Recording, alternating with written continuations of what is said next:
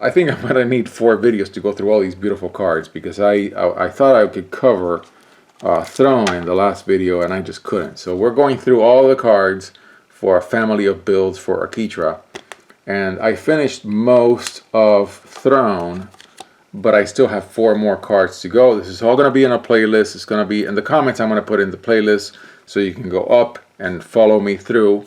It looks like, I mean, I believe this is the 3rd video. I think we're going for 4 videos because I've got a lot of really great cards to think about. I'm feeling pretty good after my 2nd shot of the vaccine.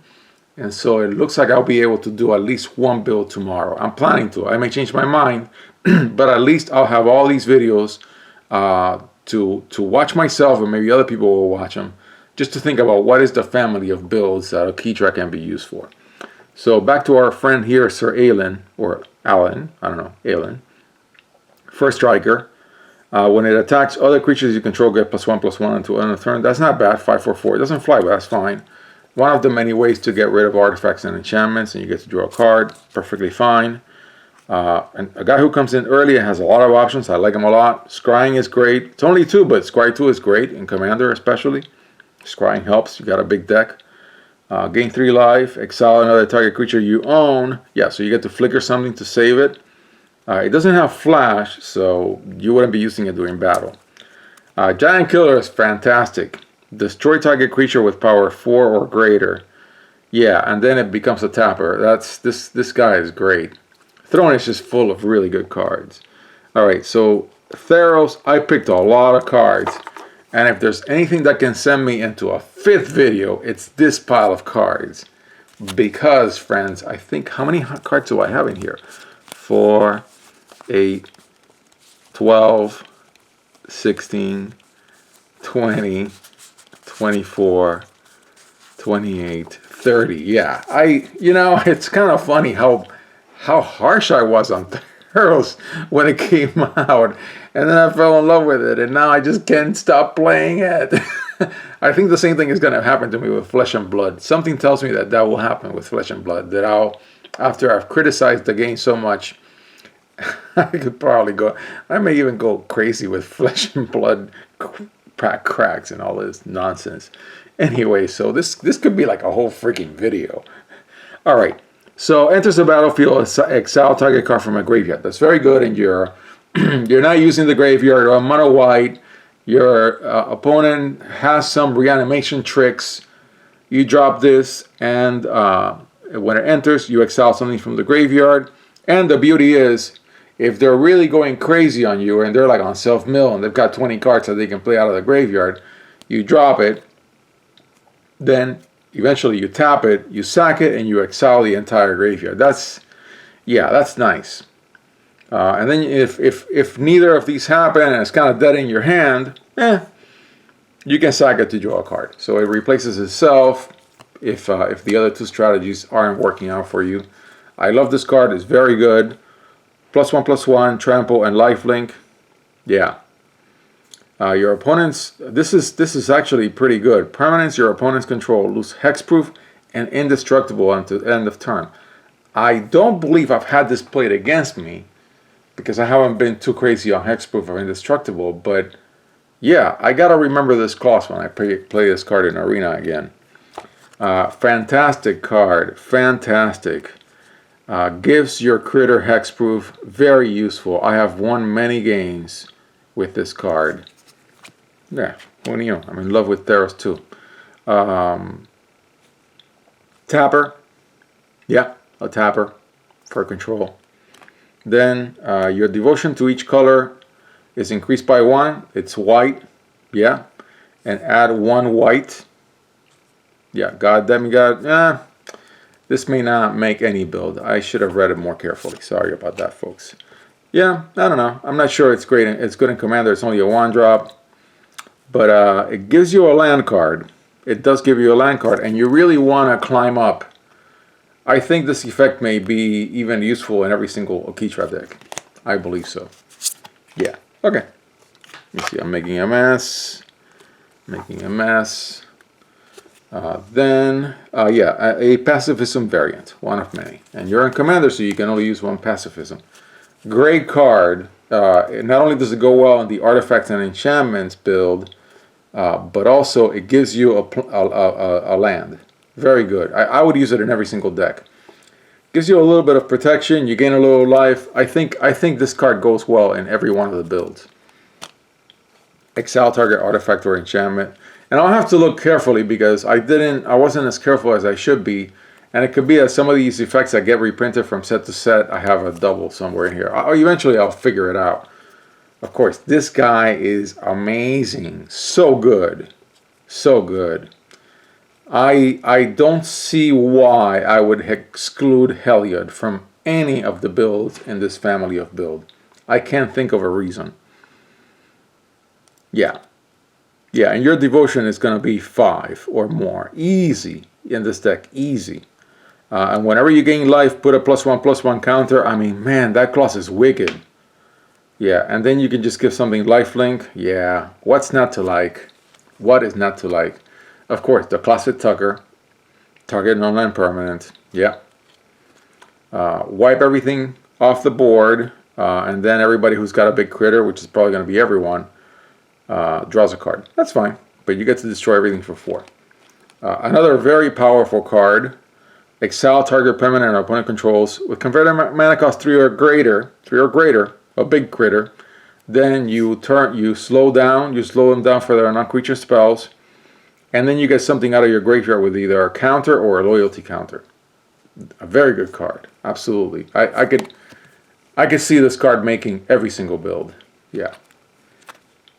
Death and taxes, loyalty abilities of planeswalkers your opponents control cost 1 more to activate. Yeah. Protector, you put it down, somebody's going to whack some other critter of yours and you kill it and you sacrifice it and you protect that critter. Then a battle trick, instant, give 1 critter +2/+1 and then every other critter +1/+1 end of turn. That's nice. Enters the battlefield, tap target enchantment from card from your graveyard. I mean, you can put, I'm sorry, not tap. Yeah, you get some enchantment out of your graveyard. Yeah, and you gain some life. So it would go well with an Ajani's Primate deck. I keep mentioning Ajani's Primate because I love the card. I really do. This can be really good. I mean, think about it. If you're like late game and nobody's whacked you out and you have like a devotion of 10, this thing is giving you 10 tokens. Yeah, I mean, they don't fly, but that's fine. Still 10 tokens. Flyer. When it dies, save an enchantment from your graveyard.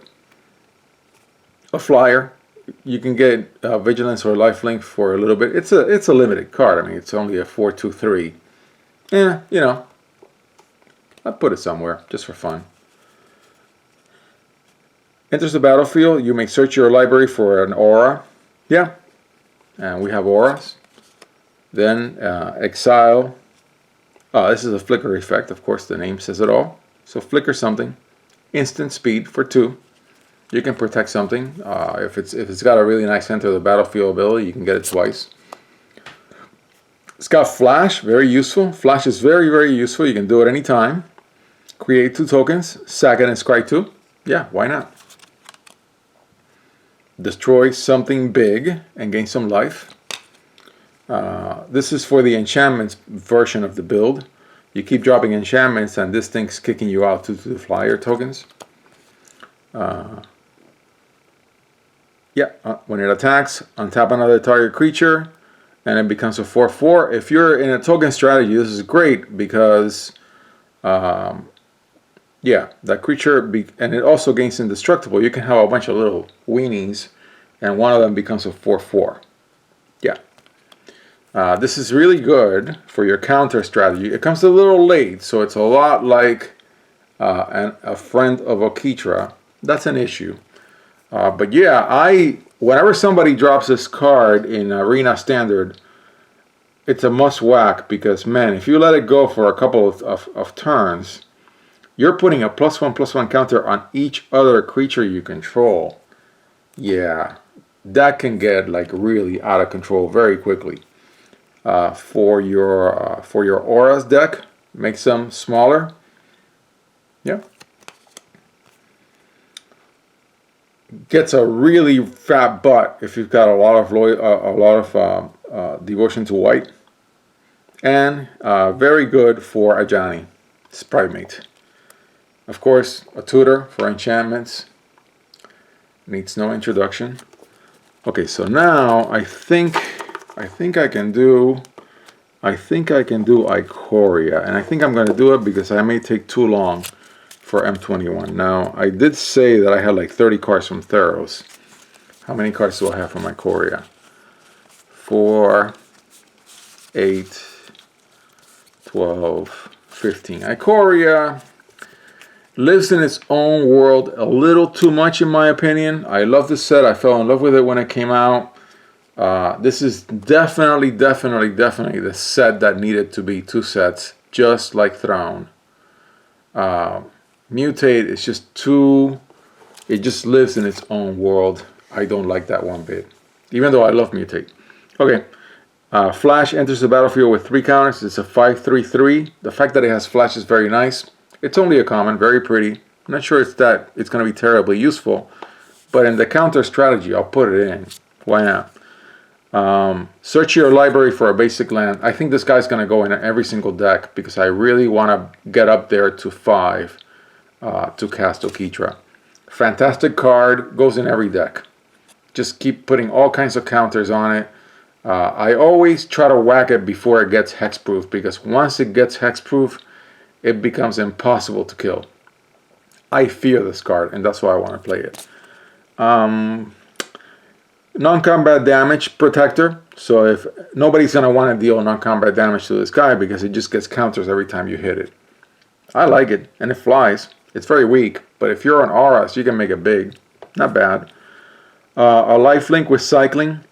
And if you cycle, you put a lifelink counter on something else. That's not bad, but it helps others more than it helps itself. 3/3/3, lifelink, not terrible. Vigilance, 2/1/4. I think a little too limited for my taste.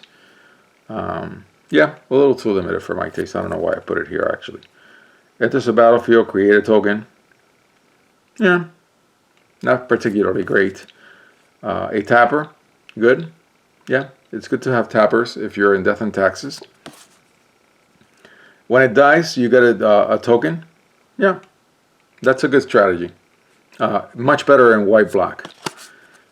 Gain 1 life, destroy target enchantment, put a counter. Very useful. I'll put it in many decks just because I always want that counter in some cases. And in the Ajani's Primate deck, which obviously must be the first one that I build, given that every other card I mention, I think about that card. So that's kind of like a signal that that's the deck that I need to build first. I'm going to want to do a lot of these. I'm going to want to gain life to get counters on Ajani. And if Ajani is not yet on the board, I'm going to put a counter on something else or destroy an enchantment. Yeah, that's many really good options. Yeah, a battle trick with cycling. Not bad. Exile something big. And again, I have to check all these spells to see if I got duplicates. This guy's great. When this creature mutates, create 2/1/1 tokens with lifelink, and he has lifelink. Again, I think more mutate would have been great. I think it's a missed opportunity that they decided to go to single sets for these. Choose odd or even, and has protection from each converted mana cost of the chosen value. I like that. It's a very good Death and Taxes clause. Your opponents cannot cast spells anywhere other than from their hands. Classic Death and Taxes. So that is Ikoria, and I think I'm going to call it a day for that one. And I have yet another video, and I've lost count whether the next video is the 4th one or the 5th one. I really have no idea by now because I've been talking nonstop for too long. But I can at least count M21 and say 4, 8, 12, 16, 20, 24, 28, 32. I got so lucky with my pulls in M21. Very awesome pulls. Okay, I'll stop here, and then in the next video, I'll pick it up and do M21. I'll do, which will mostly be it, because I don't have that much for Battle for Zendikar. Battle for Zendikar? No, Zendikar Rising, Zendikar 3, Zend 3. And I need more. I need a lot more of Kaldheim. So the next video will wrap it all up.